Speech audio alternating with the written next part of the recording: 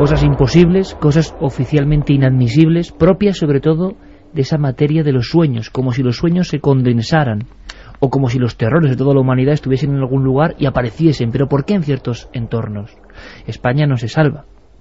Estamos recuperando casos del archivo de lo más extraño de la historia de estos encuentros del tercer tipo o en tercera fase. Primero, los exploradores de Inmargby, ahora el monstruo de Flatwoods. Información yo creo que muy interesante, pero hemos querido cotejarla con varios compañeros en diferentes zonas de España que también nos van a ir apuntando, como si esto fuera un teatro antiguo, como apuntadores, para que no olvidemos que en nuestro país también ha habido informes elevados ante las autoridades en ocasiones de la presencia de algo que parece eso, un sueño o una pesadilla. El primer caso viene de Cantabria, dio mucho que hablar. Nos lo cuenta brevísimamente en esta ficha Diego Marañón. Bueno, este fue un caso que divulgó el CIOBE, que es un organismo local que estudió en primera instancia el ya fallecido investigador y pionero de la ufología en España, Manuel Pedrajo. Sucedió a las 9 de la noche del 6 de enero de 1969. A 9 kilómetros al sur de Santander, en Pontejos, muy cerca del viejo sanatorio Pedrosa, existía un bar, El Caseto, regentado por Meren Merino, que aquella noche, como tantas otras, estaba en la cocina del local, pues enfrascada en los quehaceres diarios. Una cocina que, por cierto, contaba con un gran ventanal que daba a una pradera cercana. En un momento dado, esta mujer y su hija son testigos de una especie de fogonazo, de un resplandor, al que en principio no dan demasiada importancia, hasta que pocos instantes después, Felicidad, que era la hija de esta mujer, cree observar algo en la misma dirección. Es entonces cuando ambas mujeres, junto a otra amiga y Antonio, un camarero del bar, se fijan mejor y a través de la ventana observan una especie de cuadrado luminoso, de tonalidad más bien amarillenta, de 4 o 5 metros de lado, que parece flotar a una altura considerable del suelo. El shock de estos testigos aumenta al distinguir en su interior la figura de un ser de aspecto humanoide, de unos 2 metros de estatura, según ellos contaron, con el cuerpo rígido, con brazos desproporcionadamente largos, de pelo castaño, con el rostro especialmente blanquecino y vestido con lo que parecía ser un traje, un mono de color oscuro. La figura deambulaba por el interior de aquella especie de pantalla hasta que poco a poco se le fueron uniendo un total de 4 supuestos seres más, de idéntico aspecto. Tras unos 5 minutos, el camarero salió incluso del bar y cuando se disponía a subir a un muro para tener una mejor visión, el cuadrado y con él las 5 figuras que se movían de manera torpe en su interior se apagaron, y cito palabras textuales del testigo, como lo hace la pantalla de un televisor.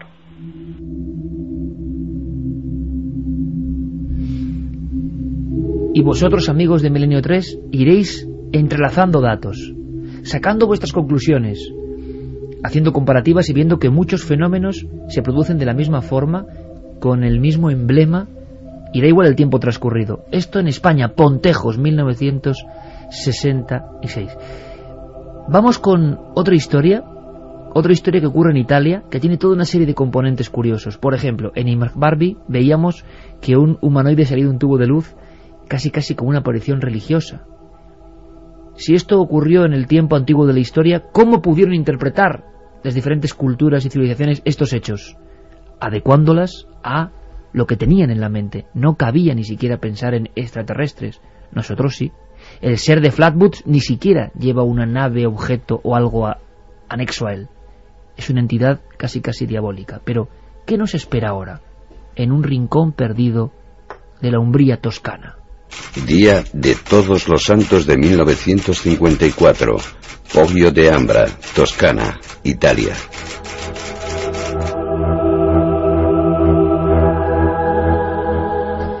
Pues ese 1 de noviembre de 1954, Rosalotti Nei Danieli, así se llamaba esta mujer campesina de 40 años, que tenía 4 hijos, además pues tenía una granja llamada La Colina, decidió ir muy pronto por la mañana a poner unas flores a sus difuntos al cementerio de Cenina, así se llamaba la localidad más cercana. Había atravesado un bosque que separaba su granja de ese cementerio y la anexa iglesia miles de veces, desde por la mañana hasta por la noche. En ningún caso Iker tenía miedo. Era una mujer robusta, avezada, que además ese día pues se había preparado muy bien, había cogido sus zapatos nuevos, sus medias y se había puesto sus mejores ropajes. La fecha hacía que se vistiera de forma diferente y que fuera a rendir culto a sus difuntos. Para que no se estropearan esos zapatos y las medias, los llevaba en la mano. En la otra llevaba un ramo de claveles rojos. Iba caminando por ese bosque cuando de repente ve una extraña formación, una especie de objeto cónico, como si dos conos se juntaran por sus bases. Además, con los primeros rayos del sol parecía que aquello reflejaba esos rayos, reflejaba la luminosidad. Cuando se fue acercando más, se dio cuenta que justo al lado había dos seres muy pequeños. En un principio pensó que podían ser niños. Por la baja estatura no llegaban a 1 metro de altura, pero cuando se fue acercando más, vio rasgos como de hombres mayores, como de viejos. Tenían la cara bastante arrugada, los ojos pequeños, negros, alrededor muchas arrugas, muchas patas de gallo, pensó ella en un primer momento, y hablaban un idioma extraño. Iban vestidos con una especie de mono gris muy pegado, una capa que salía de la parte trasera, el casco del mismo color y con una especie de orejeras extrañas que ella no sabía muy bien qué eran. Se quedó un poco atónita ante ese espectáculo y ante las palabras que parecían dirigirse uno a otro. Todas parecían decir liu, lo, la. Ella creyó que eran japoneses o chinos por el idioma, pero los rasgos no eran asiáticos. Estaba expectante cuando esos dos pequeños hombrecillos se fueron acercando a ella. Parecía que tenían una sonrisa en su cara, pero la boca era algo extraña. El labio superior parecía estar cogido hacia arriba y dejaba entrever unos pequeños dientecillos afilados. En ese momento es cuando a ella le entra el pánico.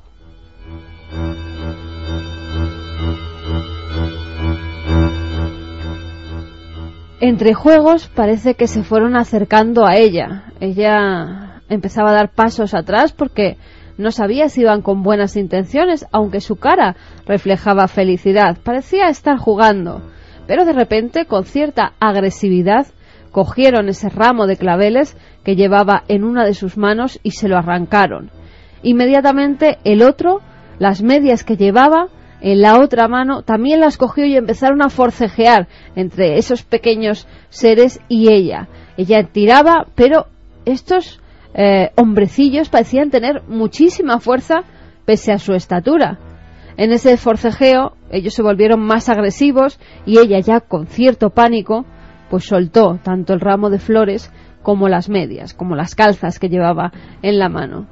Los seres parecieron también estar en un estado alterado porque vieron el miedo de la mujer.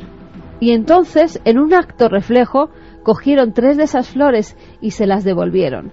El resto se las quedaron e inmediatamente las introdujeron en la nave que había posada al lado, en esa especie de cono que tenía una ventanilla que parecía de cristal, donde la mujer pudo ver 2 asientos muy pequeños, en los que ellos parecían sentarse para viajar en ese extraño artefacto. Ella, como vio que ya era todo muy raro, inmediatamente, presa del pánico, empezó a correr por el bosque hasta incluso encontrarse Iker con un vecino al que le contó toda la historia. Llegaron al lugar de los hechos acompañados de más vecinos y pudieron ver cómo las huellas profundas de esa especie de cono seguían todavía allí. Alrededor también pies muy pequeñitos, como de alguien que no llegara al metro de altura.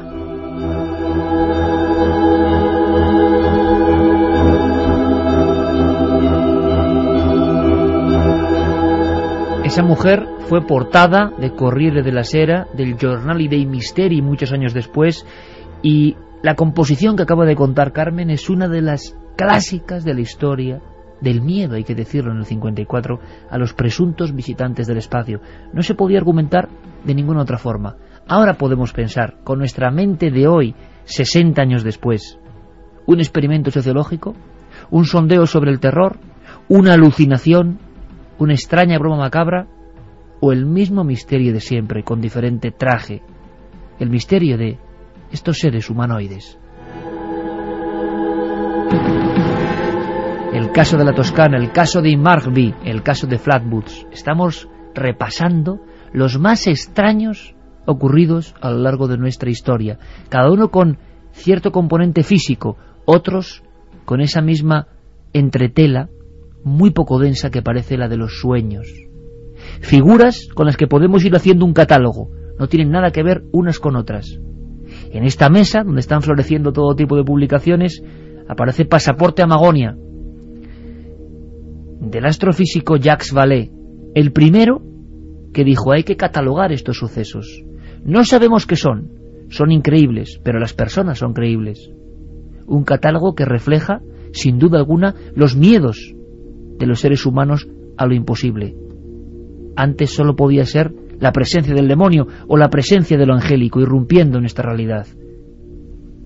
En el tiempo en el que el hombre pone su visión fuera de la tierra, ¿qué puede ser más que la conciencia, el recuerdo, la remembranza de que no estamos solos en el universo? Ahora, ¿todo esto es así? ¿O hay explicaciones más complejas? Lo que nunca supo esa mujer de Italia, que el día 1 de noviembre del 54 tuvo este extraño affair con dos individuos bajísimos, en una especie de tinaja oxidada, es que tan solo 6 meses antes, en agosto de 1953, un pastorcillo de un pueblecito llamado Villares del Saz, en Cuenca, había descrito exactamente lo mismo. Miembros de Falange, un colegio religioso y 2 policías testificaron que en el lugar en el que él había asegurado observar lo mismo que ha contado Carmen, prácticamente había pequeños piececitos. Pero era demasiado pronto. 1953 fue portada del diario Ofensiva de Cuenca. El niño, entonces de 13 años, Máximo Muñoz Hernaiz, tuvo tal pánico que a día de hoy, mira que lo hemos intentado, no ha querido recordar la historia. Ocurrió en un paraje llamado La Islilla, y uno de esos individuos idénticos a lo que Carmen ha contado se le aproximó y le llegó a dar una bufetada en la cara. Llegó absolutamente presa del miedo. Han pasado más de 60 años. Máximo no ha roto su silencio. Solamente repite: aquello fue verdad, pero nunca voy a hablar de lo que sucedió. España, 1953. Seguimos repasando nuestros casos en este archivo tan especial, tan asombroso, tan bizarro, tan increíble. Nos marchamos a tierras extremeñas, hace no mucho tiempo. Cronista Gonzalo Pérez Arró. Y en este caso nos remitimos al año 2000, precisamente un 24 de junio, hace 11 años, Samuel Rodas, en la población de Escurial, se encontró con un ser bajito, de color amarillento, que tenía unos ojos muy grandes y negros, y ocurrió cuando en la mañana de ese día pues se dirigía hacia sus cultivos. Es un cultivador, y entrando en su plantación de tomateras encontró un ser que resplandecía, él decía que era como el brillo, el color amarillento del sol cuando está amaneciendo, y en principio pensó que era un animal. Se acercó hasta estar a punto de tocarle. En ese momento, pues claro, ya estaba viendo en medio de la oscuridad de esa madrugada el color y los rasgos extraños de este ser. Era un ser bajito, tenía unos brazos cortos pegados a las piernas, al costado, y las piernas en realidad no llegaba a verlas por las plantas de tomate, pero duda de que estuviera pisando el suelo, que quizá estuviera flotando. Este ser luego fue visto también por sus 2 hijos, que fue a por ellos a la población, y cuando llegaron, este ser estaba haciendo como una especie, sin mover el cuerpo, estaba haciendo con la cabeza como una serie de barridos, al mismo tiempo que escuchaban un sonido, decían que como el de un compresor o el de un neumático desinflándose, y esa extraña mirada, esa fuerza en sus ojos, que es lo que más destacaron, el color amarillento y la fuerza de esa mirada. El ser permaneció allí. Ellos volvieron a la población ya de día casi a buscar a más gente para que fueran y a por una cámara de fotos, pero cuando llegaron allí ya no estaba aquel ser. No os lo voy a negar, amigos, uno de mis temas preferidos de siempre, por lo arriesgado, por lo increíble, por lo inconcebible, como es el misterio. ¿Queréis saber más de España y del mundo? ¿Queréis que sigamos ahondando en nuestro viejo archivo? Nos queda mucho, mucho por contar. En nuestro país seguimos haciendo el paralelismo. Hemos encontrado casos no de la espectacularidad de Kelly Hawkinsville. Por ejemplo, en el viejo refugio de Coma de Vaca, en Cataluña, cerca del Can Montseny, se encontró la presencia, más bien sonora, de un individuo que caminaba por el techo y que asombraba a dos individuos, un montañero y un sacerdote, que tuvieron irrefrenables ganas de agredirse y sufrieron todo tipo de anomalías, vamos a llamarlas paranormales, y que vivieron una noche de horror. Los dos con una piedra en la puerta, atemorizados, aterrados, y la presencia de una luz, como ha descrito Santiago Camacho, y después de unos pasitos como de niño por el techo. Hay un momento en que ese niño, o niños, intentan empujar la puerta, arrastrando un poco la piedra, pero no tenían fuerza. Suena raro pensar en extraterrestres o seres de otros mundos con la inteligencia para llegar hasta aquí, que no puedan mover una piedra que atranca una puerta en un viejo refugio catalán. Pero ahí está, como si los miedos se repitiesen. En Cataluña también, otra historia. Yo no la conocía, rarísima, con similares protagonistas. Lo cuenta Darbo.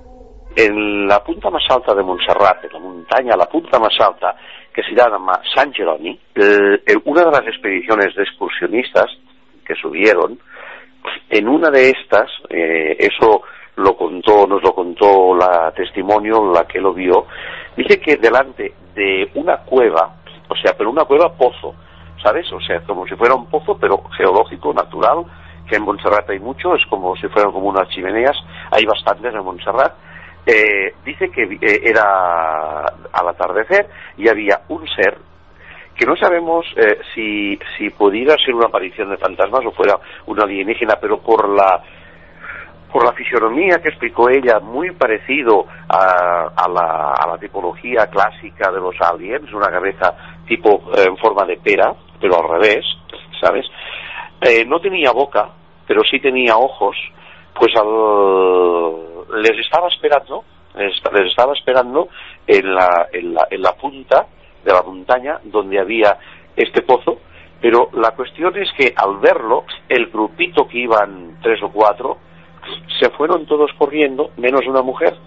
Esa mujer se acercó para saludarlo, le dijo: hola, hemos llegado, hemos tardado 4 horas en subir o lo que sea, porque ella lo vio, pues se acercó, pero antes de aproximarse demasiado, el tipo se desvaneció.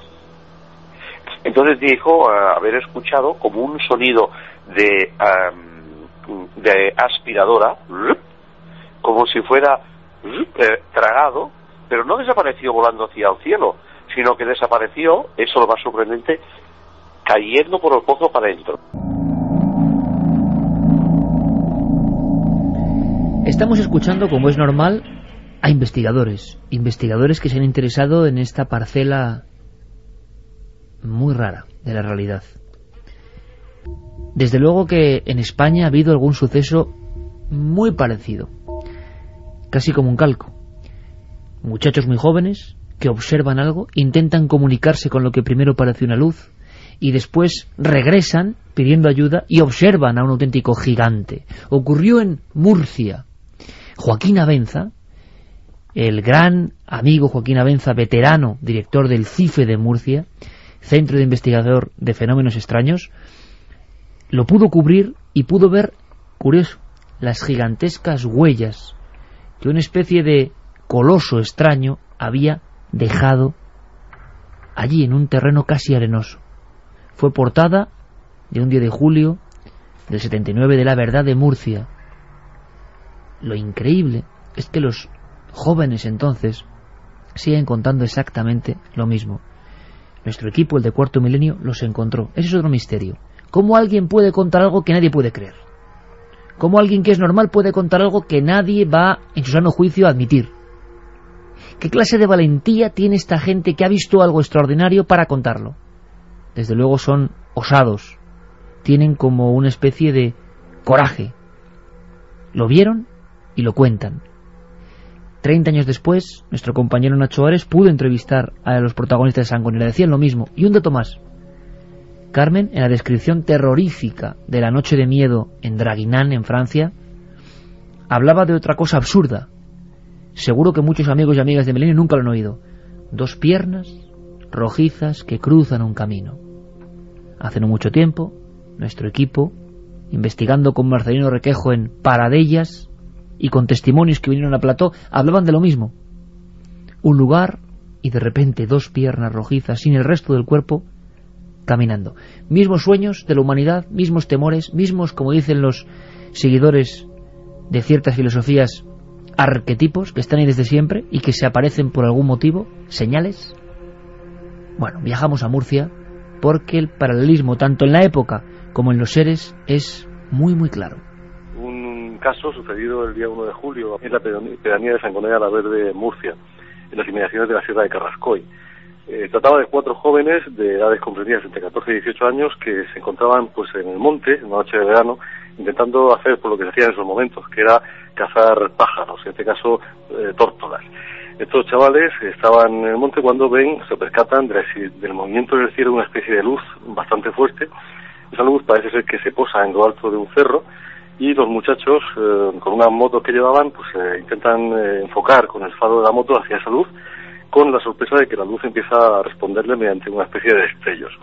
Estando en ese juego, todos muy inquietos, llega un momento que escuchan como el pisar unas ramas o el crujir de unas ramas próximas a donde estaban ellos. Y cuando venían hacia esa zona, ver un ser de aproximadamente unos 2 metros y algo de alto, vestido con una especie de traje de plástico, con un casco, algunos decían que era parecido al casco de un motorista, y con una especie de dibujos o cremalleras en el pecho. Ante la visión de aquel ser, los chicos quedaron absolutamente pues aterrados. Alguno de ellos dice que incluso les escuchó hablar al ser, dirigirse hacia ellos en un lenguaje que no entendían. El ser se movía con unas formas bastante toscas, como una especie de robot o una especie de monstruo, según dicen algunos de ellos. El caso es que salieron corriendo despavoridos con sus motos y llegaron al pueblo. Algunos de ellos dicen también que vinieron con las ruedas incluso pinchadas y siguieron adelante porque no se atrevieron a pararse a ver qué es lo que estaba sucediendo. Al llegar al pueblo fueron a un bar que estaba cercano al camino de donde ellos venían y contaron la historia. Unos hombres que estaban allí tomando el fresco acompañaron a uno de los muchachos hacia la zona donde habían visto el supuesto humanoide y cuando llegaron no vieron nada, pero los que se quedaron en el bar sí que vieron cómo en esa zona despegó un objeto luminoso y se perdió en dirección a Cartagena. Podemos terminar con el ejemplo claro del absoluto absurdo. Pero en ese absurdo quizá, repito, la verdad. ¿Quién se va a inventar cosas que nadie va a creer? Nombres, apellidos, documentos, investigación de la Guardia Civil. En Galicia se vivía una enorme oleada de avistamientos, quizá la última gran oleada de este tipo de cosas ocurridas en nuestro país, 1995 y 1996. Marcelino Requejo recorrió todo el territorio gallego buscando testigos. Este caso yo creo que es lo más sorprendente que se pudo encontrar jamás. Mira, el suceso más interesante ocurrido dentro de la ufología gallega, y yo creo que a nivel mundial, dadas sus características, fue el suceso del desembarco de unos humanoides en la localidad de Ferrerías, en Friol, en Lugo, el 7 de marzo de 1996 a las 12:30 de la noche. Parece ser que un vecino de la aldea de Ferrerías, como digo, observó una enorme esfera semitransparente de color amarillo intenso que aterrizaba a tan solo 50 metros de él en una finca de su propiedad. De esta esfera, que según nos comentó, ocupaban 8 tripulantes de unos 3 metros de estatura, descendieron al suelo 3 pequeños de 1,20 por una rampa de luz de colores a tan solo, como digo, 50 metros del testigo. Estos 3 seres pequeños iban con las manos puestas uno encima del hombro del otro y salieron corriendo en dirección a un pequeño arroyo que había en la parte inferior de la finca, que se encontraba en total oscuridad. Fue tal el estado de pánico del testigo al ver esta escena que se refugió en la parte alta de su vivienda y permaneció escondido debajo de la cama hasta el amanecer. Nosotros en este lugar lo que encontramos fueron huellas de un ser bastante grande y pesado, con una zancada de 1,40 m aproximadamente, huellas de una profundidad de unos 19 centímetros y de una longitud de 28 centímetros. En las proximidades de Villarcayo, una mujer describe a 2 gigantes, también provistos como de casco, la cara tapada, con 2 grandes ojos o luces, que se adentran en su finca, y ella puede verlos mientras está en el servicio, abriendo la ventana, recorriendo toda la casa, porque los ha visto primero por otra zona del salón hay ladrones. Cuando por el pequeño ventanuco más discreto, sin llamar la atención, sin encender las luces, contempla su caminar, siente un terror indescriptible. No parecían humanos. En Peral de Arlanza, ya colindando con la provincia de Palencia, 3 muchachos observan una figura que podía parecer antes un ángel. Está situado sobre una loma. Detrás de él, porque lo recorta con su luz, un objeto esférico. Pero ese hombre, enllantado en una especie de mono plateado, tiene lo que parece cabello casi albino, y le sonríe con una sonrisa que les da absoluto miedo. Está allá arriba, poderoso.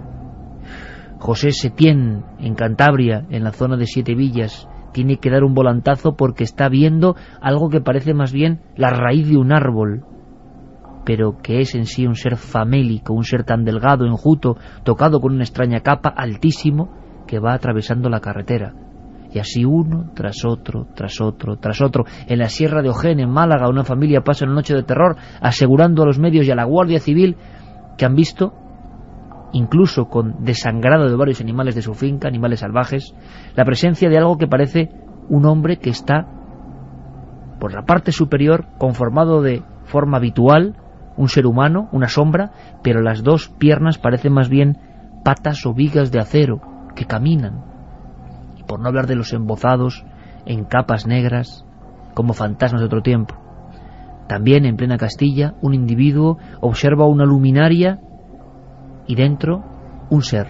Cuando le pregunta el periodista, ¿pero cómo era ese ser, un ser humano?, describe que lo más parecido que ha visto en su vida, lo que puede interpretar con palabras, es algo como un esqueleto que brilla. Difícil, Santi, difícil buscar una coherencia que amalgame todo esto. Solo sabemos que no es nuevo.